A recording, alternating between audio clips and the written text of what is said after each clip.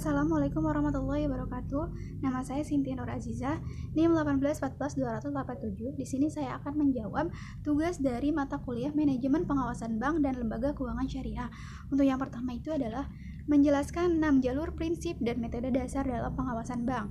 Untuk jalur yang pertama itu adalah pengaturan atau regulasi, di mana jalur ini merupakan strategi awal dalam melakukan pengawasan bank. Untuk yang kedua itu adalah pengawasan tidak langsung. Nah, otoritas pengawasan bank melakukan pengawasan secara individu, kelompok, maupun keseluruhan dengan menelaah laporan yang disampaikan oleh perbankan.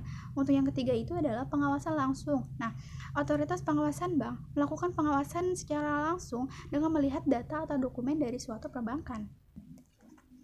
Untuk yang keempat adalah kontak dan komunikasi teratur dengan baik. Jalur ini, otoritas pengawasan bank berusaha untuk memahami alur pemikiran dan komitmen manajemen bank. Yang kelima itu adalah tindak remedial atau penerapan sanksi, di mana penerapan sanksi ini akan diberlakukan ketika dalam perbankan terdapat suatu penyimpangan. Yang terakhir itu adalah kerjasama dengan otoritas pengawasan bank di negara lain, di mana dalam hal ini suatu negara bekerjasama dengan negara lain untuk bertukar informasi mengenai manajemen pengawasan bank.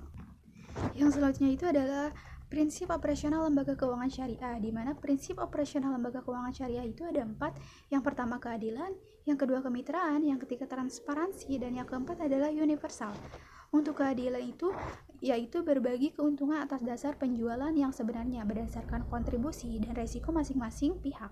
Untuk yang kedua itu adalah kemitraan atau biasa disebut sebagai kerjasama, di mana prinsip kesetaraan antara pihak yang terlibat dalam kerjasama tersebut. Yang ketiga itu adalah transparansi, di mana lembaga keuangan syariah itu harus memberikan laporan keuangan secara keterbukaan dan berkesinambungan kepada nasabah atau investor atau pihak-pihak yang terlibat.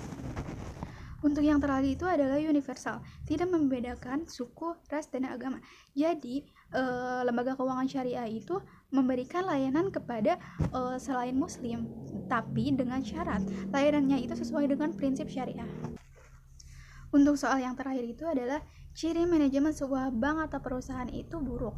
Ciri yang pertama itu adalah kebijakan yang memperbolehkan bank menanam dananya dalam aset yang rendah. Untuk yang kedua itu adalah mengambil resiko berlebihan.